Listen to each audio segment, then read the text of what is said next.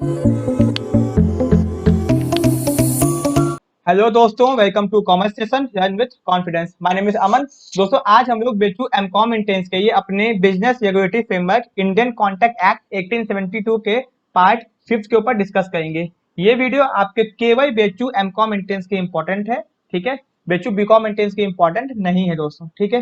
Video start करने से पहले अगर आप लोग नए हैं तो मैं आपको बता दूं, हम लोग आपको बेचू बीकॉम और एमकॉम इंटेंस की तैयारी करवाए हैं, ठीक है। एंड हम लोगों ने बहुत सारे वीडियो अपलोड कर दिए हैं, ठीक है, जिसमें से business management, business organisation, environment, accountancy, बहुत सारे टॉपिक अपलोडेड हैं। आप लोग चाहें तो वीडियो के डिस्क्रिप्शन में लिंक भी दिया हुआ है, या फिर सीधे आप लोग प्लेलिस्ट में जाके चेक कर सकते हैं।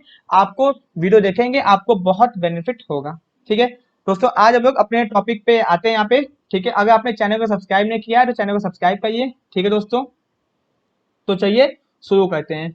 अब दोस्तों, कैपेसिटी ऑफ पार्टी, इसके पहले हमने पार्ट 4 में पढ़ा था कि कंसीडरेशन समथिंग इन रिटर्न, ठीक है। अब कैपेसिटी ऑफ पार्टी होती क्या है दोस्तों? कैपेसिटी ऑफ पार्टी का मतलब होता है कि एक इंसान की कैपेसिटी होनी चाहिए कि वो कॉन्ट्रैक्ट कर सके। अब भैया, जैसे कि गाड़ी चलाने के लिए एक इंसान की कैपेसिटी होनी चाहिए तो लाइसेंस होना चाहिए, और लाइसेंस की 18 साल होना चाहिए। तो वैसे ही इंडिया के अंदर इंडियन कॉन्ट्रैक्ट एक्ट में बताया गया है कि किसी इंसान को कॉन्ट्रैक्ट करना है, मतलब किसी भी इंसान दूसरे इंसान से कॉन्ट्रैक्ट करना है, तो क्या उसकी कैपेसिटी होनी चाहिए, ठीक है। तो हम लोग को कैपेसिटी पाने के लिए इन कैपेसिटी को समझना पड़ेगा, ठीक है। मतलब कि इन कैपेसिटी समझ जाएंगे तो कैपेसिटी भी आप समझ जाएंगे, ठीक है। सबसे पहले दोस्तों देखिए, ये सब क्या है? इन कैपेसिटी है। अगर ये सब चीजें होंगी तो भैया वो इंसान कॉन्टैक्ट नहीं कर सकता। इन कैपेसिटी मतलब कि person is not able to contact with another person, ठीक है। तो चलिए इसको देखते हैं। यहाँ पे ऊपर का आपको रीडिंग मारना है, माइए, कोई काम का नहीं है, ठीक है। तो यहाँ पे देखते हैं, यहाँ पे अगर आपको कुछ इंपॉर्टेंट चीजें देख भी लेते हैं, ठीक है। चलिए थोड़ा सा पढ़ लेते हैं। Parties entering into contact must be capable, भैया वो कैपेबल होनी चाहिए। Capacity of party emphasizes that parties entering into contact should be capable of understanding it and forming a rational judgment। मतलब जो भी पार्टी कांटेक्ट कर रही है वो उसको समझ सके एंड अपना एक रैशनल जजमेंट दे सके, मतलब उसका दिमाग काम कराए, सही से वो बातों को बता सके, ठीक है। It is possible only when, ये पॉसिबल तभी है when when parties are mature, जो पार्टी क्या है? मैच्योर। मैच्योर मतलब दोस्तों 18 साल से ऊपर है। इनफ टू अंडरस्टैंड, वो समझ सके द इफेक्ट ऑफ एग्रीमेंट, वो जो एग्रीमेंट करा उसके बारे में उसके इफेक्ट को समझ सके, ठीक है। फॉर दिस पर्पस, इस पर्पस के लिए the party should be major. Major मतलब दोस्तों 18 साल से प्लस होना चाहिए। They should had attend 18 year age, ठीक है। Again even if the parties are mature they should be in their sense, मतलब कि भैया उसका दिमाग काम करे, वो पागल वगल ना हो, ठीक है। एंड दूसरा उसका माइंड क्या हो? साउंड हो, मतलब दिमाग सही से काम करता हो, ठीक है। 18 साल ऊपर होना ही कॉन्टेक्ट करने का आपको लाइसेंस नहीं दे देता। आप 18 साल से ऊपर हैं एंड आपके पास सोचने समझने की ताकत है, एंड आप जजमेंट जो दे अपना, जो बातें क्या है वो सेंसिबल है, वो सही है, तो आप लोग कॉन्टेक्ट कर सकते हैं, ठीक है। अब देखते हैं कौन कौन लोग कॉन्टेक्ट नहीं कर सकते, मतलब पार्टी की इनकैपेसिटी, ठीक है। सबसे पहले माइनर। अब भैया माइनर क्या होता है? इमेच्योर माइंड, जो कि 18 साल से कम है, वो कॉन्टेक्ट नहीं कर सकता, ठीक है। उसके बाद अनसाउंड माइंड, जिसको डेफिशिएंसी माइंड कहते हैं, मतलब कि भैया माइंड के अंदर, दिमाग के अंदर कुछ कमी। दोस्तों इडियट, अगर कोई इडियट है, अभी ये इडियट क्या होता है हम लोग अच्छे से देखेंगे। ल्यूनेटिक, दोस्तों जो जन्म से ही पागल है, ठीक है। एंड ड्रंकर्ड, दारूबाज बेवया, तो भैया ये लोग कांटेक्ट नहीं कर सकते। अब ड्रंकर्ड में एक एक्सेप्शन होता है, जब तक वो दारू के नशे में है तब तक कांटेक्ट नहीं कर सकता, जब वो नॉर्मल कंडीशन में है तो कांटेक्ट कर सकता है। तो अभी हम लोग आगे देखेंगे, यहाँ पे समझिए कि क्या क्या नहीं हो सकता। माइनर, एक बच्चा 18 साल से कम का कभी भी कांटेक्ट नहीं कर सकता। इडियट, यूनाइटिक, ड्रंकर्ड, जिसको जो अनसाउंड माइंड के अंदर आता है, मतलब माइंड सही नहीं है। एंड डिस्क्वालिफाइड बाय लॉ, मतलब किसी कानून के अंतर्गत किसी को बैन कर दिया गया हो। कभी कभी आपने सुना होगा कि कोर्ट ने किसी को 2 साल के लिए काम करने से बैन कर दिया कि वो काम नहीं कर सकता, या फिर 2 साल तक बिजनेस नहीं कर सकता। अगर किसी भी कानून के अंतर्गत किसी को बैन किया गया है, ठीक है, तो वो कॉन्टेक्ट नहीं कर सकता। अब दोस्तों यहाँ पे देखते हैं एलियन एनिमी, भैया अपने दुश्मन देश जैसे पाकिस्तान, कुछ को बुरा लग सकता है बट ऐसा नहीं है, पाकिस्तान एनिमी नहीं है, बट आप लोग एनिमी कह सकते हैं, ठीक है, कि भैया पाकिस्तान एक तरह से क्या अपना एनिमी है, उसके साथ कोई भी कांटेक्ट करेंगे तो भैया वो नहीं कर सकते, हम लोग अपने दुश्मन के साथ कांटेक्ट नहीं किया जाता। फॉरेन सोवर्जन, अब दोस्तों फॉरेन सोवर्जन क्या होता है? किसी भी दूसरे देश का अधिकारी, वहां का एक ऐसा पर्सन जो कि एक अच्छी खासी पोजीशन को होल्ड करता हो, ठीक है। इनसॉल्वेंट, भैया जो पहले ही डूब चुका हो वो कांटेक्ट नहीं कर सकता। कन्विक्ट, जिसको दोषी माना गया हो, कोर्ट ने जिसको जेल का आदेश दिया हो। अब दोस्तों मैरिड वुमेन के बारे में क्या है, इसको हम लोग आगे जब पढ़ेंगे तो बताएंगे। अब ये आप लोग कहेंगे सर शादीशुदा औरत कांटेक्ट क्यों नहीं कर सकती है, कुछ कंडीशन है, उसको जब आएगा तो हम लोग पढ़ेंगे, ठीक है। Negatively speaking a person is not capable of enter into contact if he is, normally बात किया जाए नेगेटिवली अपोजिट तरीके से, तो वो लोग कांटेक्ट नहीं कर सकते अगर कोई इंसान माइनर है, अनसाउंड माइंड का है, या फिर disqualified by law enter into contact, किसी भी कॉन्ट्रैक्ट या किसी भी कानून के अंतर्गत उसको बार्ड किया गया है, रोका गया है कि भैया आप कांटेक्ट नहीं कर सकते या कोई काम नहीं कर सकते, तो वो कांटेक्ट नहीं कर सकता, ठीक है। तो ये जो हमने यहाँ पे पढ़ा, ये आपको बहुत अच्छी पिक्चर दिखाता है कि भैया ये जो लोग हैं, ये अगर ऐसी कंडीशन है तो ये लोग कांटेक्ट नहीं कर सकते। इसके अलावा जो बचते हैं वो कांटेक्ट कर सकते हैं, जैसे 18 साल से ऊपर का, साउंड माइंड, उसका ठीक है, साउंड माइंड मतलब माइंड सही से काम कर रहा हो, एंड रैशनल जजमेंट, सही से जजमेंट दे सके। अब हम लोग आराम से सबके बारे में पढ़ेंगे, ठीक है। बहुत इंपॉर्टेंट है, क्वेश्चन पूछता है तो ध्यान से पढ़ेंगे। माइनर, अब भैया माइनर कौन होता है, according to Indian majority act 1875, ये याद करने की जरूरत नहीं है, आपको याद करना कर लो। A minor is a person who has not completed 18 year of age, भैया बस इतना याद रखो, माइनर वो होता है जिसने 18 साल एज पूरी नहीं की हो, वो माइनर होता है, बस बस बस, और कुछ नहीं, ठीक है। अब दोस्तों यहाँ पे ये 21 वाला आपको याद करने की जरूरत नहीं है। इंग्लिश लॉ के अंदर हिसाब से, अगर इंग्लिश लॉ में देखा जाए, person attain majority after age of 21, English अंग्रेजों के कानून के हिसाब से एक इंसान मेच्योर तब माना जाता है जब वो 21 साल से ऊपर का हो जाए, बट आपको इंडिया का मानना है 18 साल से ऊपर का जाए, ठीक है। अब दोस्तों यहाँ पे देखिए, इंडिया में माइनर की क्या पोजीशन है, अगर माइनर कॉन्टैक्ट करता है, इससे क्वेश्चन आता है, ठीक है। मैं आपको ऐसे ही नहीं बता रहा हूँ, इससे क्वेश्चन आता है, इंडिया में माइनर की क्या कंडीशन है, क्या पोजीशन है अगर वो कॉन्टैक्ट करता है तो, ठीक है दोस्तों। अब हम लोग देखते हैं position of minor in Indian law, India के कानून के हिसाब से माइनर की क्या पोजीशन होती है।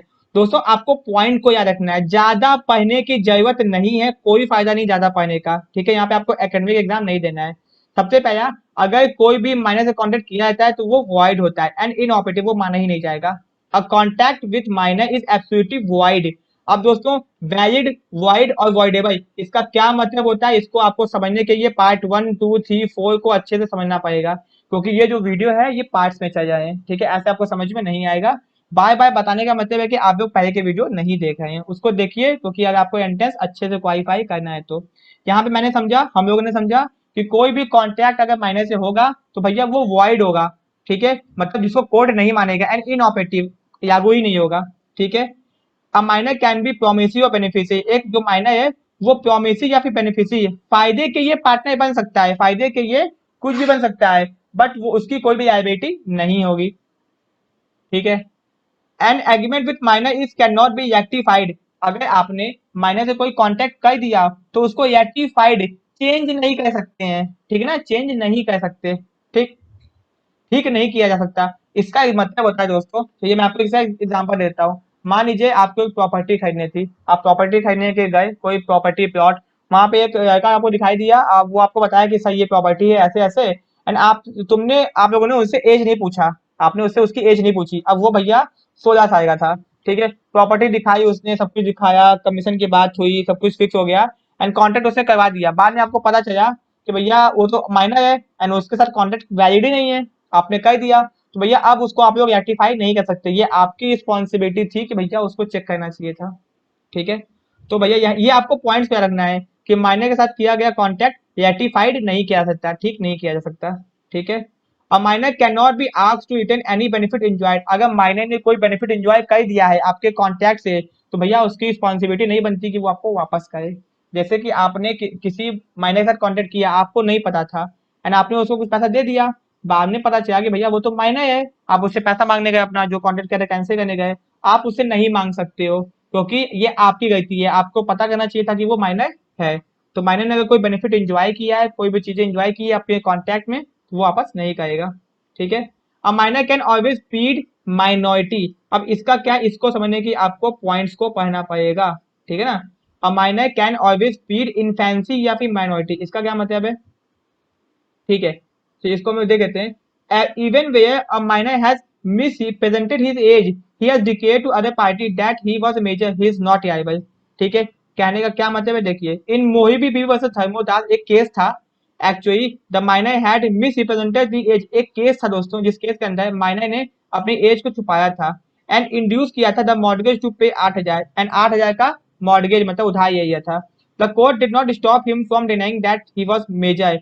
Minor was had not able to pay. ये पे भैया उसने अपनी एज छुपाई, आपकी रिस्पॉन्सिबिलिटी बनती थी कि क्या बोलते हैं आप लोग उसका एज जाने, ठीक है, तो ये आपकी गलती है। उसके बाद अब माइनर कैन बी एजेंट, एक माइनर एजेंट बन सकता है, ठीक है, इतना याद रखिएगा। पूछेगा क्या माइनर एजेंट बन सकता है या नहीं, तो भैया बन सकता है, ठीक है। उसके बाद अब माइनर स्टेट मतलब माइनर की जो प्रॉपर्टी है, माइनर की जो प्रॉपर्टी है वो लायबल होगी अगर आपने उसको कोई सामान प्रोवाइड किया है। क्या मतलब है इसका? मान लीजिए कि भैया एक माइनर छोटा बच्चा, ठीक, 10-12 साल का, उसके पास कुछ नहीं है, ठीक है, उसके पास प्रॉपर्टी और पैसा नहीं है, आपने क्या किया उसको घर खाने पीने का सामान दिए, ठीक है। अब भैया जब वो बड़ा हो गया तो आप उसे क्या है, भैया मैंने तुमको इतना पैसा खाने पीने के दिया था मुझे वापस करो, तो भैया वो नहीं बट उसकी जो प्रॉपर्टी है, उसकी जो प्रॉपर्टी है वो लायबल होगी कि आपको वो तो पैसा चुकाए आपका, ठीक है। अ माइनर स्टेट मतलब उसकी property is liable for necessary, necessary मतलब उसके जीने यानी खाने के लिए आपने सामान दिया था उसको, इसे ही है वो लायबल होगी। एंड माइनर बाउंड होगा कि वो आपको पैसा दे, वो नहीं उसकी प्रॉपर्टी, ठीक है ना। ये हो गया। आपको पॉइंट्स को केवल ध्यान में रखना, ज्यादा नहीं अंदर जाना है। A minor can not be declared insolvent, एक माइनर कभी भी इंसॉल्वेंट दिवालिया घोषित नहीं किया सकता, डूब गया है ऐसा नहीं कहा जाता, ठीक है। A minor can not become partner but may be admitted for the benefit of partnership if partner agree. भैया एक माइनर पार्टनर नहीं बन सकता बट बेनिफिट एंजॉय करने के लिए पार्टनर बन सकता है। पार्टनरशिप चाहे पार्टनर्स की सहमति होनी चाहिए, ये आपको पता होगा। No liability of guardian for the act of minor, minor के काम के लिए गार्जियन लायबल नहीं होंगे। बट दोस्तों मैं यहाँ पे आपको एक कंट्राडिक्शन दिखाता हूँ, ठीक है। अभी अभी यूपी या कोई इंडिया के अंदर एक नियम पास किया गया है कि अगर छोटे बच्चे गाड़ी चलाते पाए गए जिनके पास लाइसेंस नहीं है तो उनके गार्जियन को गलत ठहराया जाएगा, उनसे फाइन या उनको जेल हो सकती है। तो भैया अब ये जो कानून है ये इस कानून को कंट्राडिक्ट करता है, ठीक है, अपोजिट में है। तो दोस्तों इंडिया के अंदर बहुत सारे कानून ऐसे हैं जो एक दूसरे से कंट्राडिक्टरी है, टकराते हैं। तो अब उसके ये केस होता है कोर्ट में, जो कोर्ट जीत जाता है, जो केस जीतता है, जो कोर्ट का डिसीजन आएगा वही मान्य होता है, ठीक है। तो नो, अभी अभी क्या है, no liability of guardian for the act of minor, guardian of the minor is not liable for the act of minor. However where minor is acting as the agent of the guardian can held liable, अगर minor agent की तरह काम कर रहा है तो भैया guardian liable होंगे, ठीक है। A minor may be bound by an agreement entered into on his behalf or by his guardian for his benefit। अब ये क्या है, a minor may be bound, minor bound हो सकता है by an agreement entered into on his behalf by his guardian for his benefit। अगर minor के माता पिता ने कोई कॉन्टेक्ट किया है, ठीक है, किसी भी तरह का एग्रीमेंट किया है उसके बेनिफिट के लिए, तो भैया माइनर जिम्मेदार माना जाएगा, ठीक है। ओके, तो आपको केवल पॉइंट्स को याद रखना है। एक पॉइंट बहुत इंपॉर्टेंट है, कोई भी कॉन्ट्रैक्ट माइनर के साथ वॉइड होता है। एक माइनर पार्टनर नहीं बन सकता बट बेनिफिट के लिए पार्टनरशिप में आ सकता है, सारे पार्टनर की सहमति होगी तभी। ये पॉइंट को दोस्तों ध्यान दीजिएगा। Specific performance will not be granted against minor, ये क्या है, a contract with minors being void, specific performance will not be ordered by a court against him. मतलब कोर्ट कोई अलग से आदेश नहीं देगा। मान लीजिए कि किसी ने माइनर के साथ कोई कॉन्ट्रैक्ट कर लिया, तो भैया कोर्ट कुछ अलग से आदेश नहीं देगा क्योंकि वो कॉन्ट्रैक्ट क्या है, वॉइड है, आपको करना ही नहीं चाहिए था। अब minor can not become member of company, एक माइनर कंपनी का मेंबर नहीं बन सकता। अब मेंबर कौन होता है भैया, who is the member of company. दोस्तों ये आपका टॉपिक किसी और चीज का है बट आपसे मैं क्वेश्चन पूछ रहा हूँ कि मेंबर कौन होता है कंपनी का, ठीक है। अब दोस्तों देखिए मेंबर भी होता है शेयर होल्डर भी होता है, तो मैं मेंबर नहीं शेयर होल्डर नहीं पूछा हूँ, मेंबर पूछा हूँ। Who is the member of company कौन होता है बताइएगा, ठीक है। अब माइनर का काम खत्म। अब आते हैं पर्सन ऑफ अनसाउंड माइंड। भैया अनसाउंड माइंड पर्सन कौन होता है, ठीक है। अनसाउंड माइंड पर्सन वो होता है, ठीक है, जिसका दिमाग सही से काम नहीं कर रहा हो, ठीक है। तो to decide whether person is sound mind और not we have to see two things, हमको दो चीज देखनी पड़ती हैं। Capacity to understand the contract, कि भैया वो कॉन्टेक्ट को समझ पाया है कि नहीं। Ability to form a rational judgement, क्या वो अपना जजमेंट सही से दे पाया है कि नहीं, ठीक है। तो दोस्तों मैंने ऊपर जो चार्ट दिखाया आपको वही चीज यहाँ पे पढ़नी है। तो सबसे पहला था आपका इडियट, फिर यूनेटिक और फिर डंकर या फिर इंटॉक्सिकेटेड पर्सन जिसने कोई जहर या फिर दारू पिया हो, ठीक। तो idiot is a person who is natural born of fool. भैया जो जन्म से ही पागल है, ठीक है, नेचुरल बॉर्न ऑफ फूल है, उसको इडियट बोलते हैं। तो भैया इडियट कभी भी कॉन्टेक्ट नहीं कर सकता। Lunatic, lunatic is a person whose mental power has been deranged due to some mental strain. भाई ज्यादा पैसा के कारण उसकी जो सोचने समझने की ताकत थी वो कम हो गई है, यूनाटिक मतलब उसका दिमाग कमजोर हो गया है। ये नेचुरली बॉर्न बेवकूफ नहीं होता है, ये धीमे धीमे बेवकूफ हो जाता है। तो ऐसे लोग भी कांटेक्ट नहीं कर सकते हैं। ड्रंकर्ड या फिर इंटॉक्सिकेटेड पर्सन, ये लोग भी कांटेक्ट नहीं कर सकते हैं। इसमें एक कंडीशन है, जब दारू पिए होंगे या फिर जब नशे में होंगे तब नहीं कर सकते, पर जब नॉर्मल कंडीशन में होंगे तो कांटेक्ट कर सकते हैं। पर्सन डिस्क्वालिफाइड बाय लॉ, भैया सीधे सीधे नाम याद कीजिए, एलियन एनिमी। भैया अगर कोई दुश्मन देश है तो उसके साथ कांटेक्ट नहीं कर सकते सीधे। फॉरेन सोवरेन या फिर स्टेट, मतलब किसी भी दूसरे देश का एम्बेसडर या हाई कमिश्नर, उच्च अधिकारी, वो लोग के साथ कांटेक्ट करेंगे तो वो भैया वॉइड हो जाएगा, ठीक है, नहीं कर सकते। ठीक है, कैपेसिटी नहीं है उनकी कांटेक्ट करने के लिए। कन्विक्ट, कन्विक्ट मतलब भैया जिसको कोर्ट ने आदेश दिया है जेल में जो जा रहा है, जिसको किसी भी चीज का दोषी माना गया है, वो भी नहीं। इंसॉल्वेंट, जो भैया पहिए से उठ चुका है, दिवालिया निकल चुका है, वो भी कांटेक्ट नहीं कर सकता। कॉर्पोरेशन, आप कहेंगे ये कहाँ से आ गया? A corporation is a special type of company created by special act of legislature. Example state trading corporation of India, ठीक है, STCI, ठीक है। A corporation of a company can enter into contract only if it is authorized by its statute। अगर दोस्तों उसके article memorandum में बोला गया है कि आप कांटेक्ट कर सकते हैं तो कर सकते हैं, उसके मतलब संविधान में बताया गया है। अगर उसके संविधान में बताया नहीं गया है तो वो कांटेक्ट नहीं कर सकता। तो यहाँ पे एक्सेप्शन है। एक कॉर्पोरेशन जो कि स्पेशल टाइप की कंपनी होती है वो कांटेक्ट नहीं कर सकती, अगर उसके संविधान उसके आर्टिकल मेमोरेंडम में बताया गया है तो भैया वो कांटेक्ट कर सकती है, ठीक है। मैरिड वुमेन, अब भैया मैरिड वुमेन का क्या केस है यहाँ पे देखते हैं। दोस्तों मैं आपको बता देता हूँ, चाहिए इसको देखिए। Under Indian law main and women have equal contractual capacity. दोनों लोग इक्वल कॉन्ट्रैक्ट कर सकते हैं, दोनों के पास इक्वल ताकत है भैया, कॉन्ट्रैक्ट कर सकते हैं। देयरफॉर अ वुमेन मैरिड और unmarried can enter into contract if she is a major. तभी कर सकती है जब वो मेजर होगी, साउंड माइंड होगी, and not disqualified by law, किसी भी कानून के अंतर्गत उसको डिस्क्वालीफाई नहीं किया गया हो। She can deal with her own property, वो अपने प्रॉपर्टी को लेके, जिसको कहा था स्त्री धन, भैया जो सामान शादी के बाद उसके घर वाले उसको देते हैं लड़की को, उसको स्त्री धन कहते हैं, ठीक है। यहाँ पे यूज किया गया है। For necessary of a wife she can pledge the credit for her husband for necessary of a wife purchased by her even। दोस्तों यहाँ पे इतना, यहाँ पे आपको पंचायत पढ़ने की नहीं है, बस ये याद रखिए कि एक मैरिड वुमेन क्या बोलते हैं कॉन्टैक्ट कर सकती है, ठीक है। यहाँ पे एक कंडीशन बताई गई है, if the husband is a minor then the husband will not be personally liable but is husband property can be held liable for it. उसका हस्बैंड तो नहीं liable होगा बट उसके हस्बैंड की प्रॉपर्टी liable होगी। तो यहाँ पे एक्चुअल में पत्नी की बात नहीं थी, पति की बात थी, ठीक है, आप लोग समझ गए होंगे। उसके बाद प्रोफेशनल पर्सन, अब भैया प्रोफेशनल पर्सन कौन होते हैं आपको बताने की जरूरत नहीं है। Our law does not disqualify a professional person for claiming fees from his kind. भैया एक डॉक्टर अपने पेशेंट से फीस तो लेगा, उसको मना नहीं कर सकता। Therefore if a client fail to pay the fees lawyer who is enrolled as an advocate of high court, such an advocate can file a suit to recover his fees। भैया तब वो एडवोकेट अपने ही canned पे case ठोक के fees निकलवा सकता है। ऐसा नहीं है कि एक वकील अपने क्या बोलते हैं क्लाइंट के ऊपर केस नहीं ठोक सकता, मतलब वो उसके ऊपर केस ठोक सकता है, ठीक है। However in India lawyer not doctor are prohibited from filing suit against their client patent to recover their fees, ठीक है। तो यहाँ पे आपको बस इतना बताया था कि एक अगर कोई प्रोफेशनल पर्सन होते हैं जैसे सीए सीएस डॉक्टर, ठीक है, वकील, ये लोग अपने क्लाइंट के ऊपर केस कर सकते हैं अगर उनको पैसा नहीं मिला तो उनका, ठीक है। ऐसा नहीं है कि उनका क्लाइंट है तो केस नहीं कर सकते, ऐसा कुछ नहीं है। दोस्तों यहाँ पे अपना समझ में आ गया, आपको पढ़ना क्या था, बस माइनर की क्या कंडीशन है, क्या पोजीशन इंडिया में, ठीक है। अनसाउंड माइंड के अंदर इडियट, यूनाटिक और डंकर या फिर इंटॉक्सिकेटेड पर्सन। एंड दोस्तों यहाँ पे आपका बाकी जो थी आपका वो आपको देखना है, ठीक है। बेसिकली आपको पॉइंट्स को ही याद करना है, ठीक है ना। नॉट डिस्क्वालीफाइड बाय लॉ, तीसरा पॉइंट यही था आपका। इस चार्ट को याद कर लीजिए, मैं आपको रिवाइज भी करवा दे रहा हूँ एक बार, ठीक है। ये चार्ट आपको बहुत अच्छे से याद होना चाहिए। देखिए ये chart, minor, unsound mind and disqualified by law, ठीक है। माइनर कौन होता है पता ही है आपको, ये चीजें याद रखिएगा, ओके। तो दो तीन क्वेश्चन उसको भी देख लेते हैं। कुछ है नहीं उसके अंदर, बहुत आसान है वो सब चीजें। ये चीज याद रखिएगा कि कोई भी कॉन्ट्रैक्ट माइनर के साथ किया गया तो वो वॉइड है।